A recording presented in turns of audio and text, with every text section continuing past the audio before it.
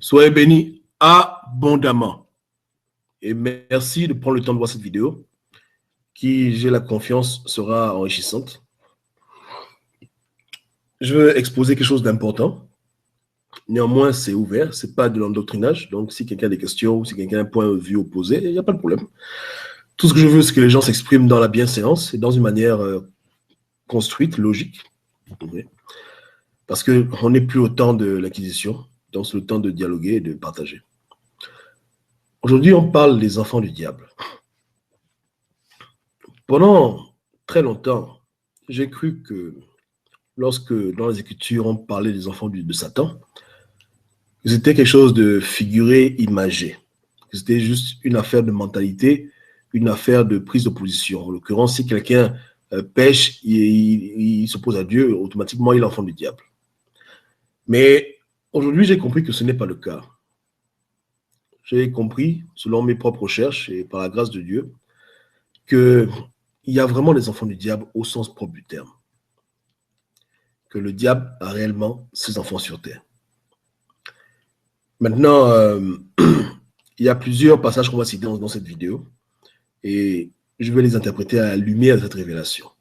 Parce que, comme vous savez, les Écritures, souvent, c'est élastique et chacun peut interpréter comme il veut.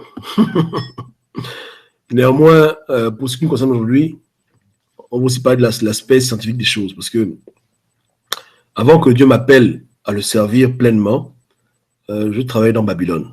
Et dans Babylone, j'étais dans les sciences, j'étais scientifique, senior scientifique, c'est-à-dire que j'étais dans le milieu de la science, en particulier de la science de manipulation génétique, des vaccins, de la purification de protéines, des trucs comme ça.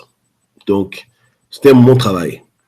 Et aujourd'hui, bien que j'ai quitté ce monde, je suis quand même content que les connaissances que j'ai pu acquérir de ma petite carrière m'aident à comprendre des choses dans un angle rationnel pour pouvoir expliquer ces phénomènes à des populations et qu'on puisse se comprendre sur des choses qu'on sait tous qui existent, ou des choses au moins qui peuvent être comprises.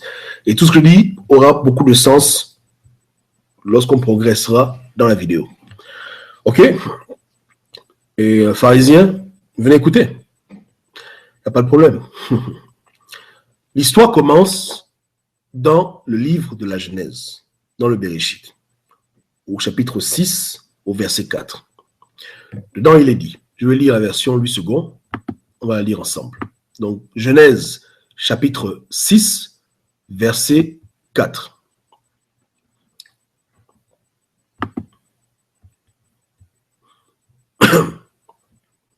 Version Louis II.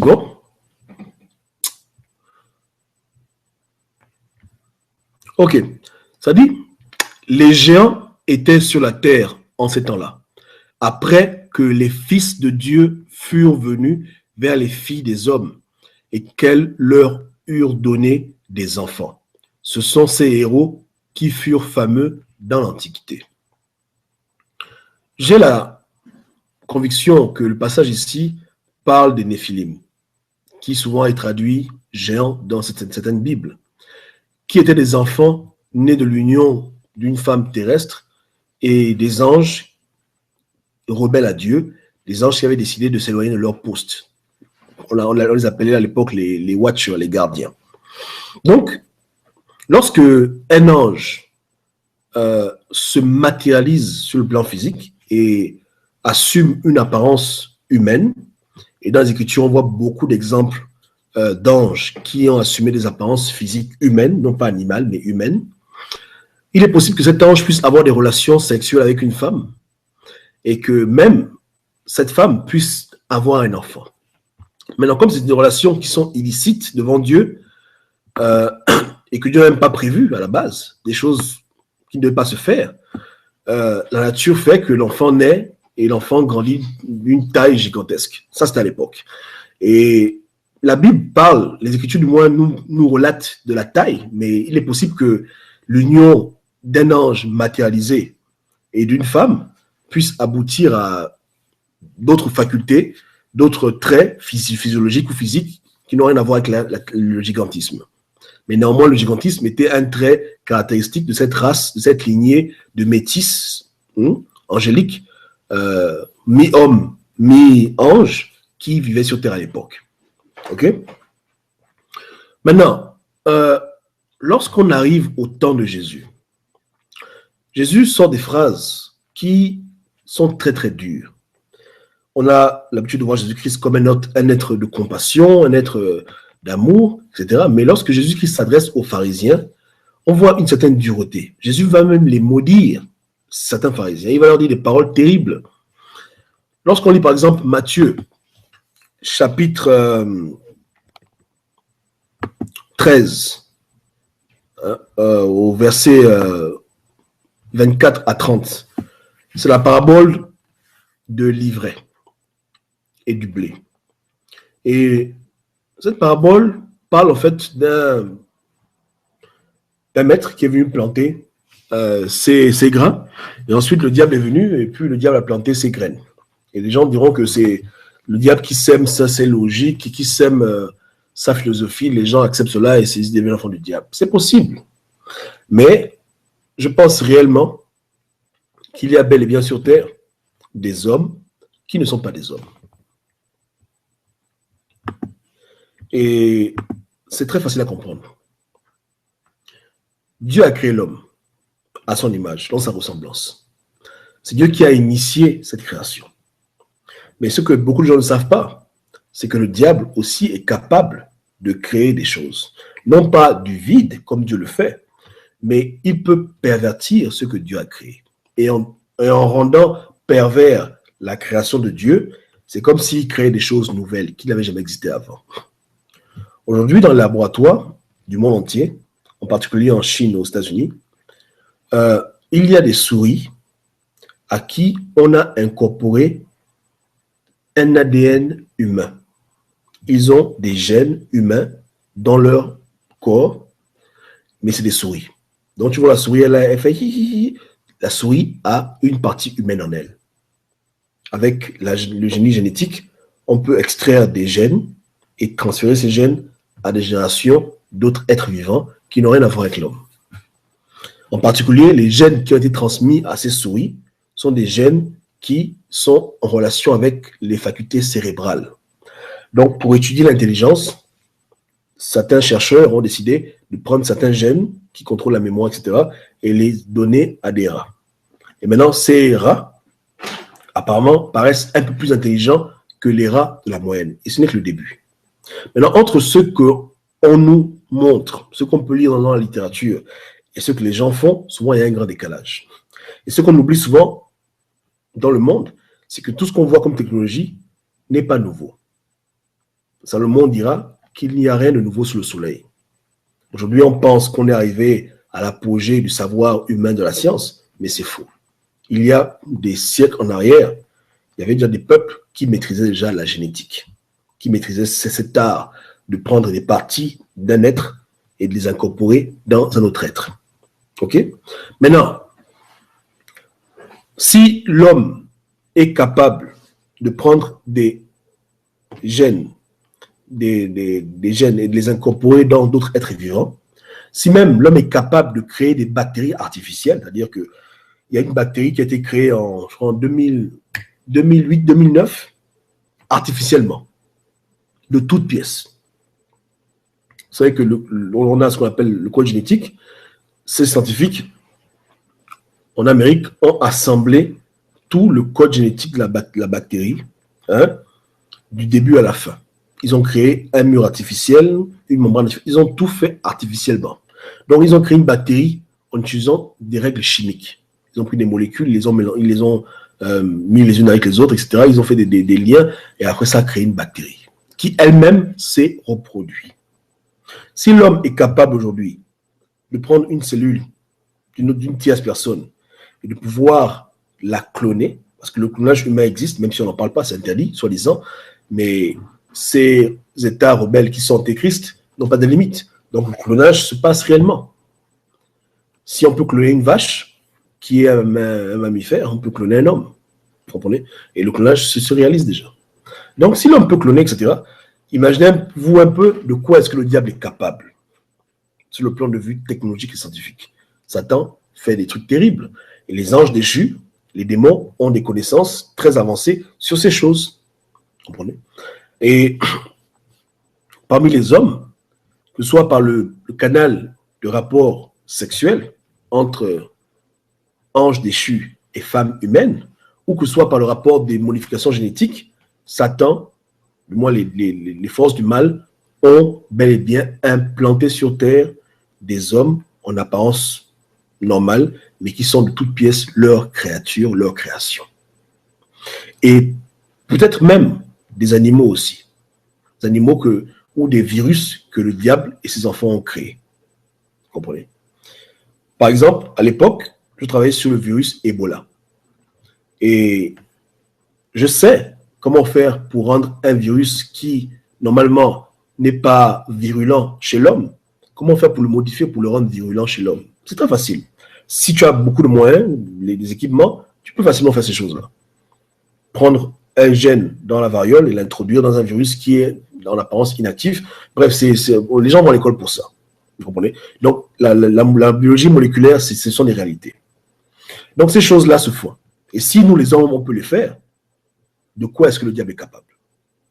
Et pour beaucoup de connaissances, souvent, c'est Satan qui permet que les hommes y aient accès. Donc, de nos jours, même si cela n'est pas répandu, connu, je vous garantis que sur Terre, tous les hommes ne sont pas des hommes. Que Dieu a créé, que Dieu a voulu. Lorsque un ange et une femme font un enfant, Dieu n'a pas voulu cet enfant.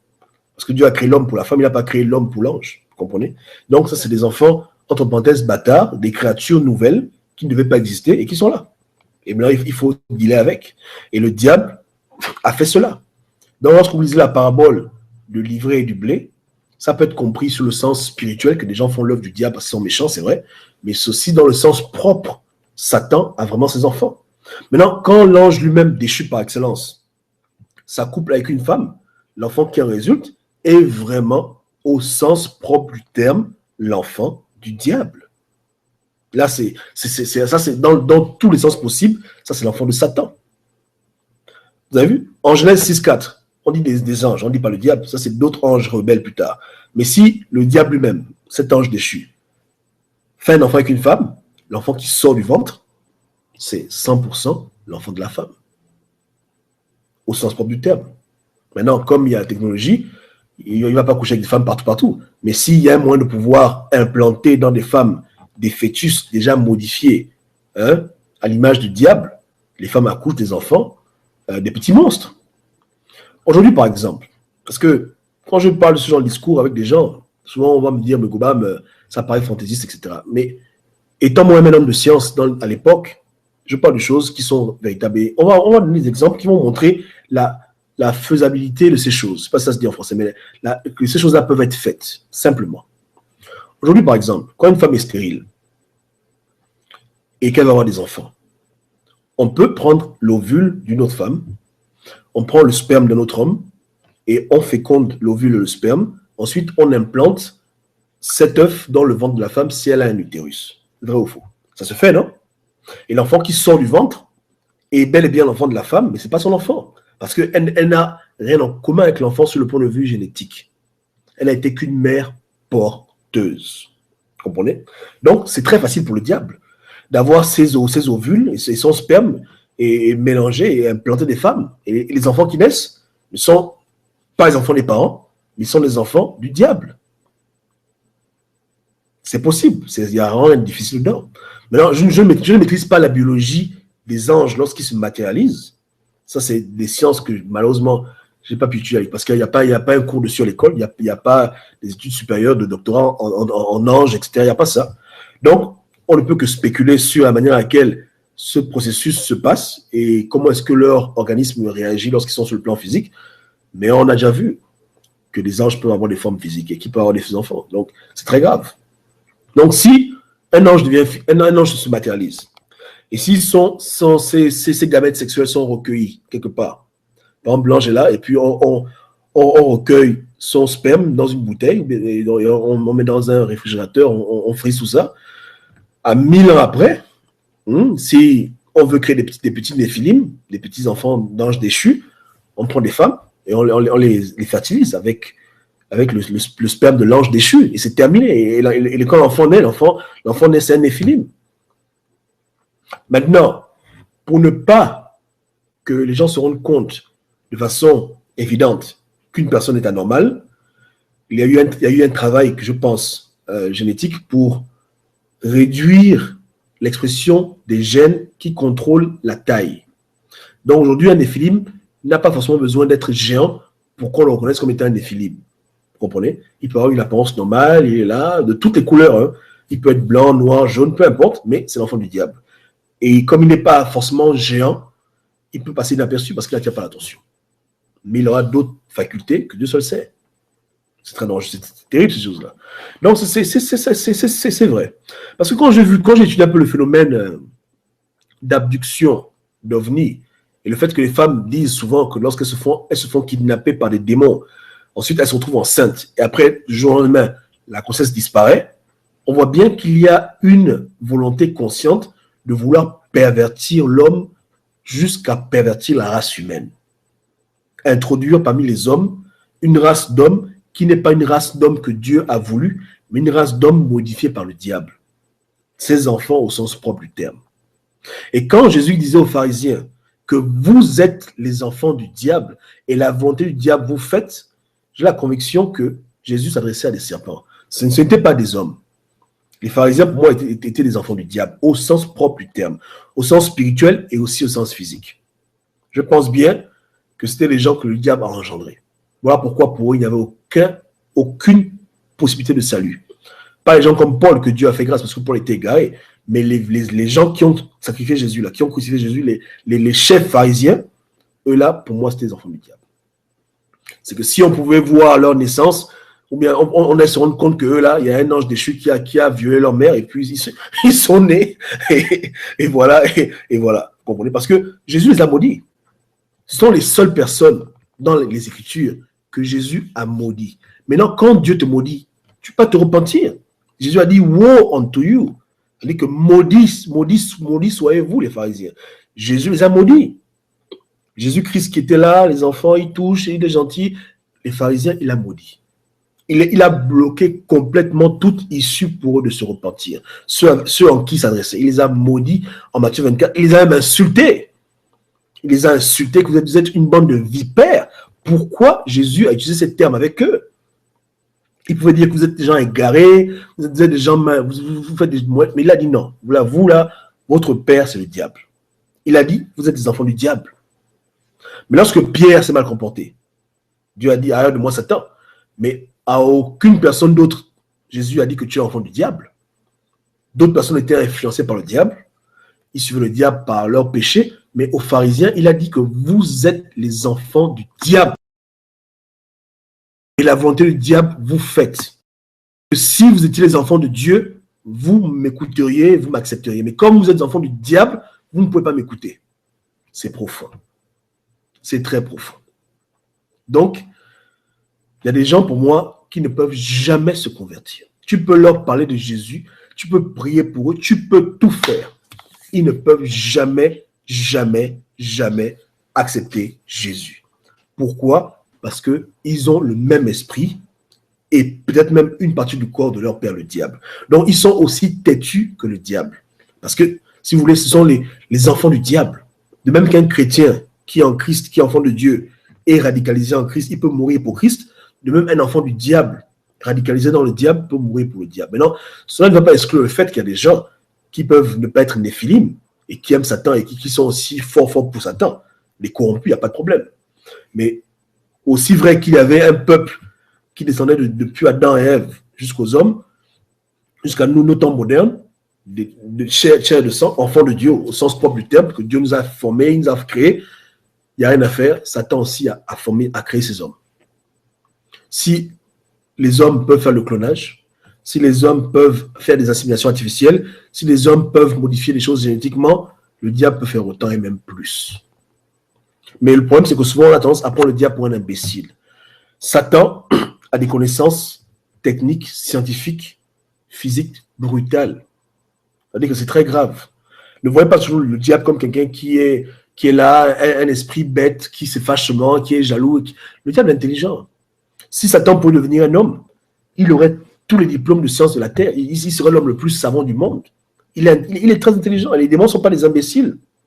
La preuve, une fois un frère m'a confié, avant qu'il devienne chrétien, que pour faire des études supérieures, il avait fait des pactes avec le diable. Il était parti voir un marabout, et le marabout lui a donné un stylo. Et ce stylo-là lui permettait de faire des devoirs et d'avoir toujours des 20 sur 20. Mais pour que le démon t'aide à pouvoir réussir dans tes examens, il faut bien que le démon comprenne de quoi l'examen parle, non? Si il y a une équation, tu es là, X, Y, voilà, Z, machin, et le BIC t'aide à écrire l'équation, la réponse, par la magie, c'est-à-dire que l'esprit qui contrôle le stylo a la connaissance des mathématiques qui est en face de lui.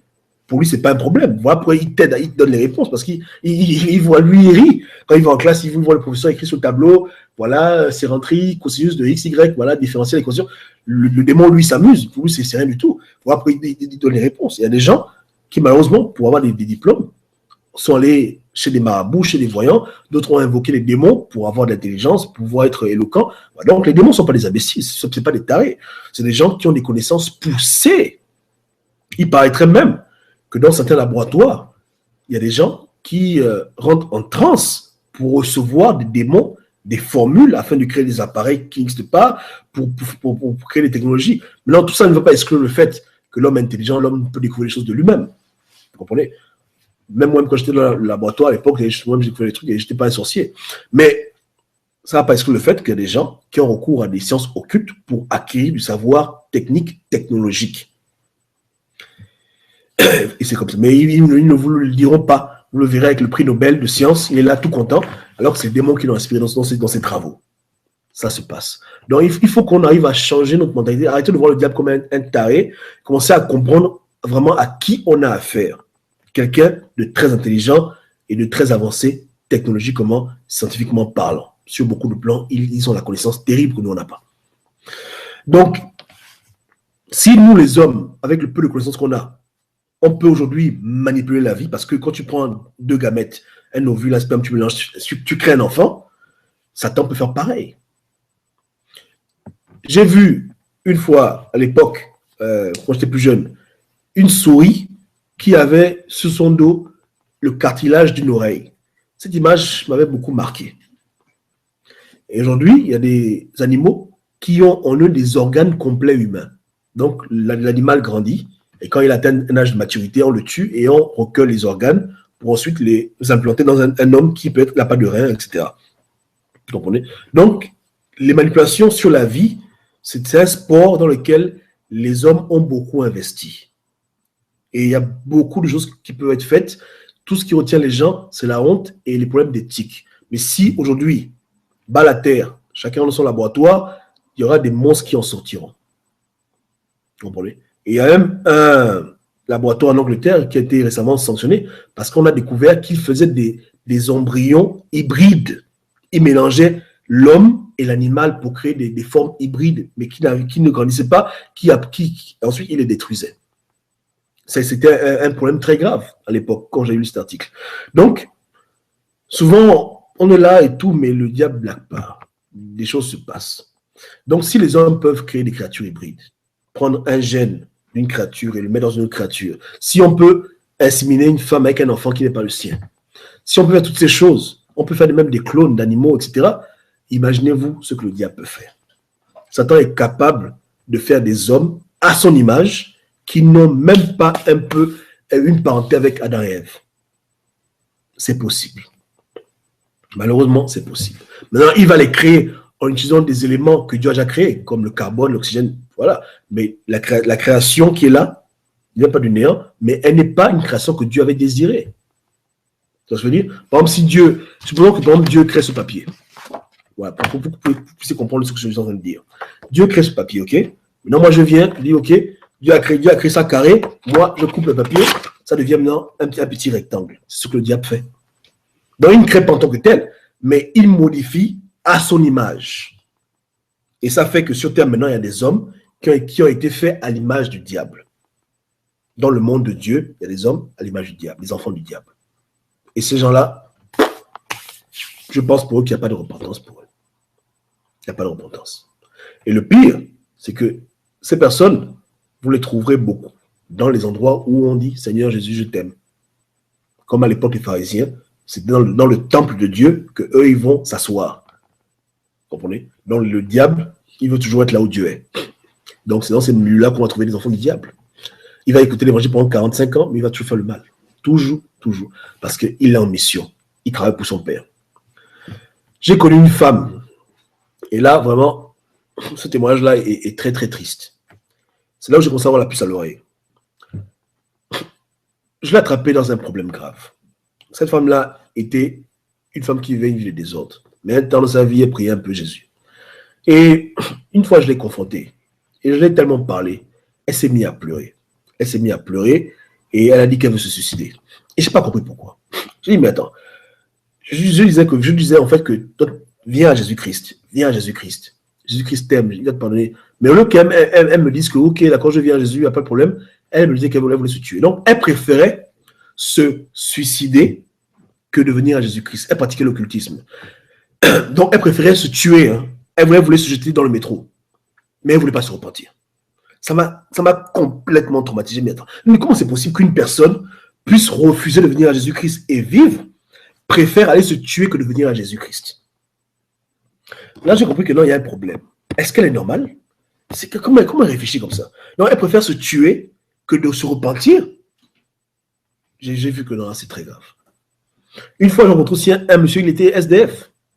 Et lui aussi, il était dans les sciences occultes. Je dis, écoute, repens-toi, il n'a pas voulu. Il préférait souffrir, œuvrer pour le diable, que de venir à Christ trouver le repos. Des gens comme ça existent sur Terre. Et je me rends compte aujourd'hui avec le recul que, en fait, la raison pour laquelle elle voulait se tuer, parce qu'elle ne peut pas se repentir. Donc pour elle, c'était mieux pour elle de mourir, parce qu'il n'y avait pas d'issue.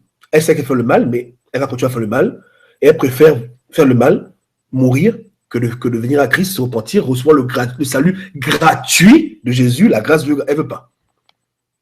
Vous comprenez? C'est comme ça. Parce que c'était en fait une femme démon. C'était pas une femme, elle n'était pas humaine. Elle n'était pas enfant d'Adam et Ève. Il y a un problème. Cette vidéo va peut-être entraîner des polémiques inutiles, mais comme je dis, restons polis et discutons. Moi, je n'ai pas dit que Adam et Ève, le diable a couché avec eux. Non, moi, je ne parle pas de ça. Je parle d'une chose complètement différente. Je parle qu'aujourd'hui, selon mes propres expertises scientifiques, même moi, je peux créer un homme qui n'est pas l'image de Dieu. C'est-à-dire un homme qui aura peut-être 3 pieds, 4 pieds, puis 5 têtes et bien que de cheval. Si on me donne les moyens, je rentre dans le laboratoire, je ressors de là avec une créature que Dieu n'a pas créée. Vraiment. Et que moi-même, j'ai créé à volonté. Donc, si Goban peut faire ça, avec le peu de connaissances que j'ai, imaginez un peu ce que le diable fait. Vous comprenez? Donc, ouvrez les yeux. On est là sur Terre, on est là, on rit, mais tout le monde n'est pas un être humain. Tout le monde, on n'est pas tous êtres humains. Maintenant, une des choses que j'ai remarquées dans mon étude approfondie sur les Néphilim, c'est que la chose pas la plus pire, parce que ce n'est pas français, mais la chose la plus détestable dans ce phénomène d'enfant de Satan, c'est que malheureusement, les Néphilim, leur aliment de base, c'est nous. Le sang humain, la substance humaine. Pour beaucoup, je ne sais pas si c'est pour tous, mais j'ai remarqué que partout où on parle d'enfants de diable, de Néphilim, il y a toujours sacrifice humain. Toujours le sang humain qui doit couler. Du cannibalisme en quelque sorte. C'est comme si leur condition d'enfant d'ange déchu et d'être humain les pousse à vouloir s'abreuver du sang humain, peut-être parce qu'en eux, ils ont cette partie humaine qui manque, donc pour la compenser, ils doivent toujours s'abreuver du sang. Mais bon, ça c'est juste des théories comme ça en l'air. Je ne sais pas. Comme je dis, jamais j'ai attrapé un des films en main pour prendre son sang et l'étudier dans le laboratoire. Vous comprenez? Juste des gens que j'ai su que dans lui, là, il y a un problème. Mais jamais j'ai fait une étude sur eux pour les ouvrir le ventre, les disséquer, voilà, organes à l'intérieur, je ne sais pas. Mais je sais sur une chose, c'est qu'ils ont un goût pour le sang humain. Et tellement ils ont ce goût pour le sang humain qu'eux-mêmes, ils ont créé des légendes autour d'eux. Des légendes qui avaient pour but, au fur et à mesure, d'amener les hommes à sympathiser à leurs conditions. En l'occurrence, les films de vampires. Les films de vampires qu'Hollywood produit, ils ne font pas ça pour l'argent. C'est comme un lavage de cerveau pour petit à petit amener les hommes à avoir de la sympathie pour les vampires. Comme vous l'avez remarqué, dans beaucoup de films d'Hollywood, maintenant, les vampires, ce n'est plus des bandits.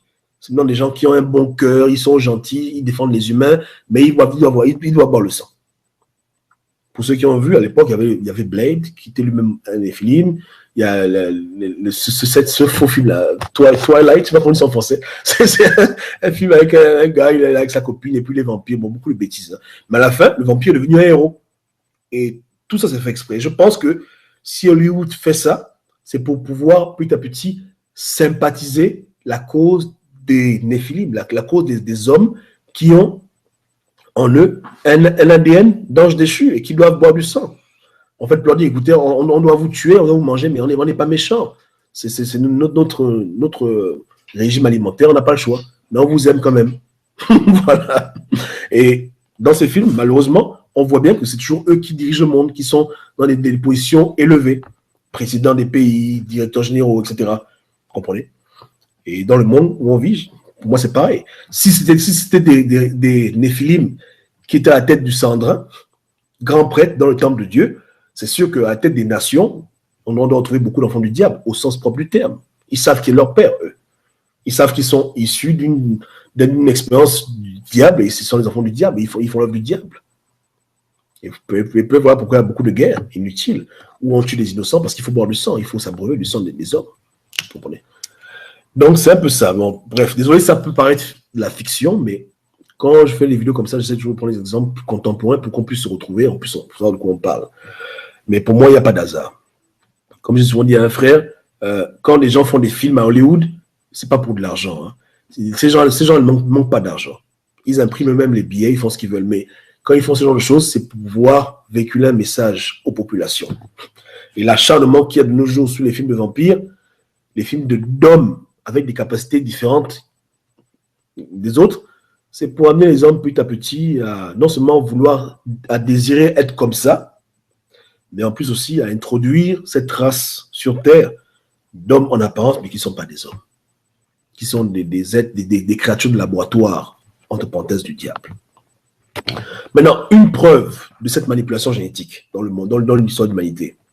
Quand on va en Égypte, pour ceux qui ont la chance d'aller en Égypte, quand vous voyez vous-même sur les pyramides et dans les tombeaux, les sarcophages, on voit des créatures qui sont humaines et animales.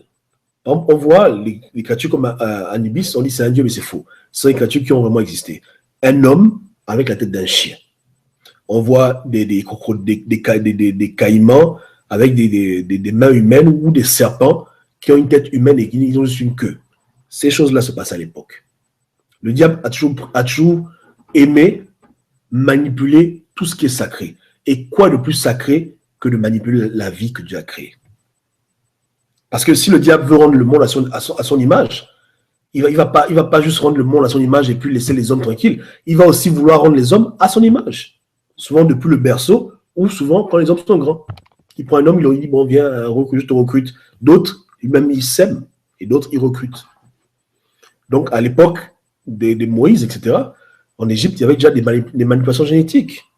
Ils étaient très loin dans cette science. Et ils créaient des êtres vivants bizarres.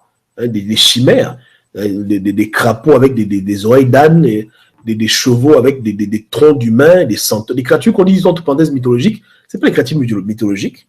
Comme j'ai dit, aujourd'hui, toutes ces créatures peuvent être recréées. C'est vraiment pas difficile. Avec beaucoup de moyens, beaucoup d'argent, on crée des créatures bizarres.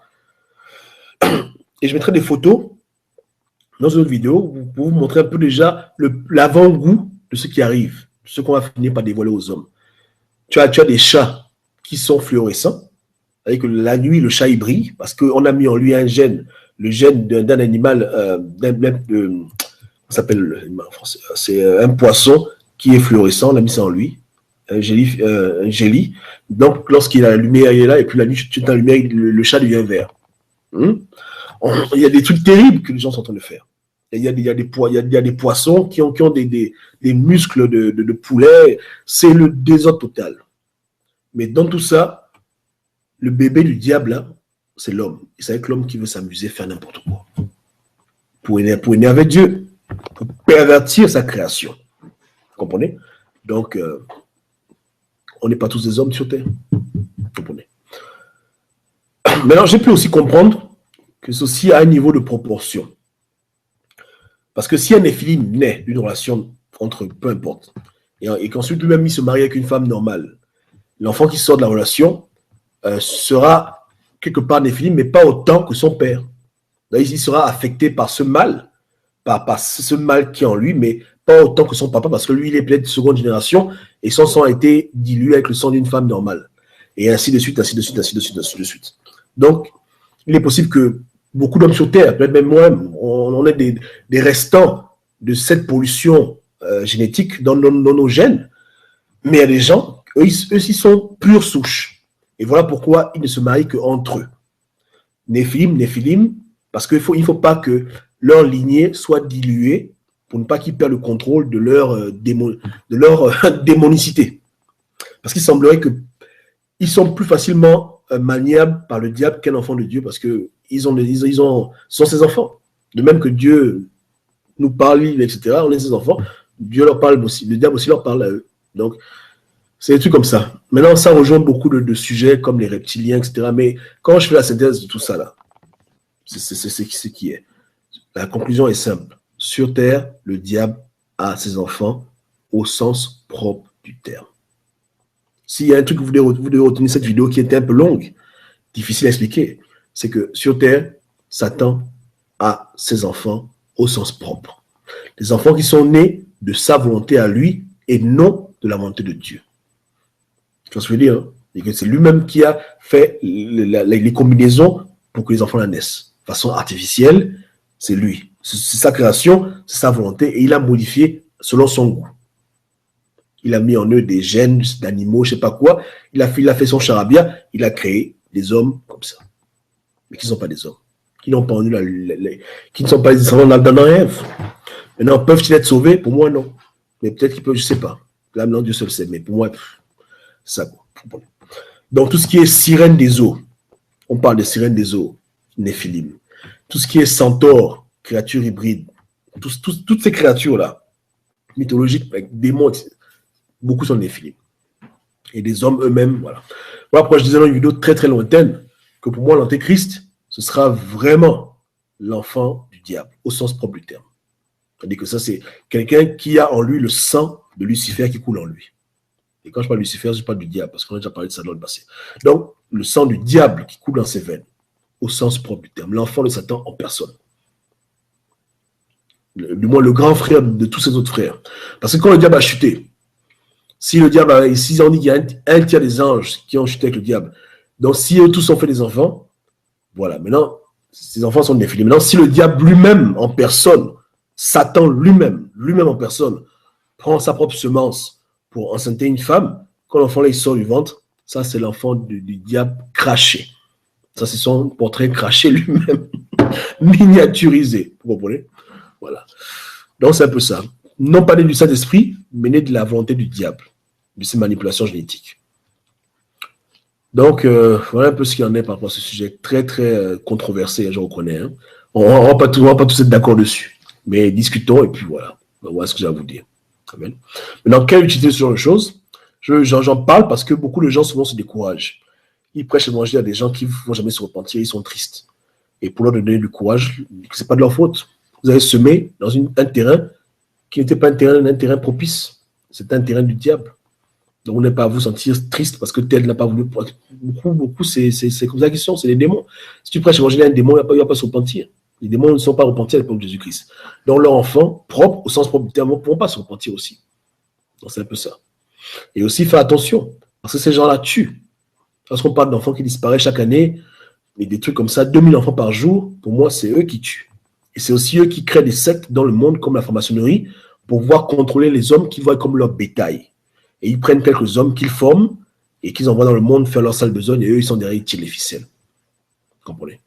Et aussi, pour ceux qui se demandent pourquoi dans les Écritures, il y avait des guerres terribles où Moïse allait jusqu'à tuer des enfants, pour moi, c'était à l'époque où Dieu voulait éradiquer cette race de la terre. Il y avait des bagarres terribles. Je pense que Dieu savait que ça c'était pas ses enfants. Donc Dieu a dit, écoutez, Moïse, exterminez tout, parce que ça c'est la semence du diable qui est en train de se répandre sur la terre. Des gens assoiffés du diable, des cannibales, pour eux, il n'y a pas de salut.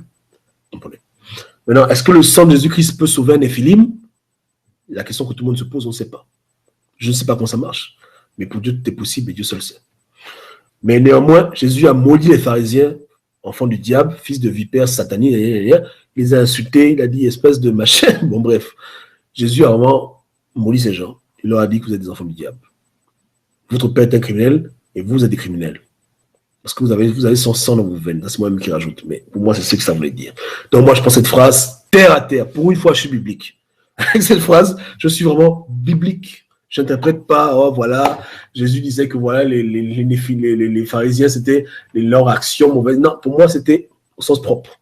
Je pense ça tel que c'est écrit. C'était les enfants du diable. Ça implique ce que ça implique. Donc, les enfants du diable au sens propre. Donc, c'est un peu ça. Donc, dis-moi ce que vous en pensez. On est là, on partage. C'est tranquille. Amen. Amen. C'est la partie 1, on fera la partie 2 une autre fois. Dieu vous garde.